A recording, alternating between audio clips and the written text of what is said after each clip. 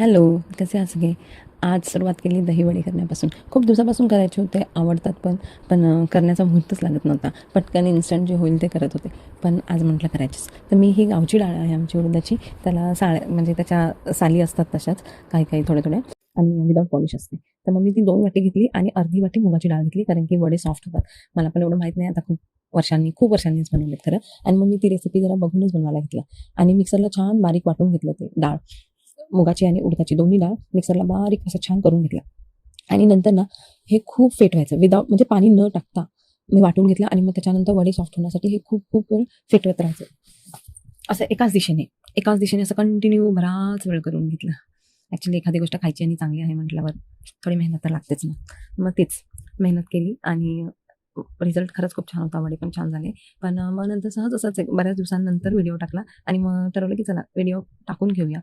कारण की वेळ तर नव्हता बरेच दिवस व्हिडिओ शूट करायला. आता मी स्वतःला चॅलेंज दिले की इथून पुढे मी रोज एक तरी व्हिडिओ टाकत राहील. बघूया काय होतंय.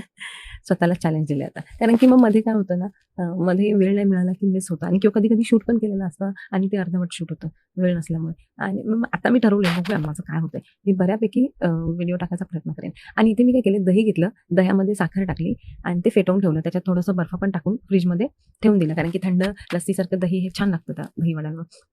तर मग मी ते फ्रीजमध्ये ठेवून दिलं आणि त्यानंतर पुदिन्याची चटणी करायला घेतली. ते थोडासा पुदिना घेतला. फार नव्हते करायचे, 2-3 प्लेटच करायचे होते. कारण की जास्त म्हणजे दुसरं पण खायला होतं त्याच्यामुळे. आणि मग हे मिक्सरच्या भांड्यामध्ये थोडासा पुदिना, थोडंसं लसूण, थोडी कोथिंबीर आणि एकच मिरची टाकली. कारण की मुलांना पण खायचं होतं त्याच्यामुळे फार तिखट नव्हतं करायचं आणि जर तिखट झालं तर मुलं पुदिन्याची चटणी खाणार नाही. तर मग आणि तो फ्लेवर येत नाही मेंदूवड्यांना पुदिन्याच्या चटणीशिवाय.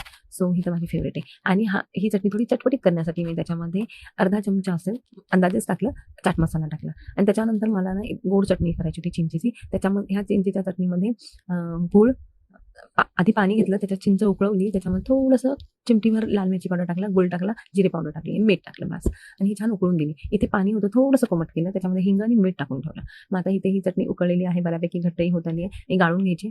मी ती बाजूला ठेवली आणि वडे मी तळून घेतले होते पटापट. कारण की मुलं आले होते, त्यांना भूक लागली, तर मी काही शूट नाही केलं. पटापट घेतलं. त्याच्यावर दही टाकलं, वडे छान पाण्यातून त्या हिंगाच्या पाण्यातून छान पिळून घेतले आणि इथे जिरा पावडर, लाल मिरची पावडर आणि थोडं चाट मसाला असं सगळं मी दही टाकल्यानंतर ही गोड चटणी तर आमची फेव्हरेट ॲक्च्युली ती चांगली पण असते चिंच आणि गुळाची आणि ही पुदिना चटणी आणि असे मी तयार केले वडे.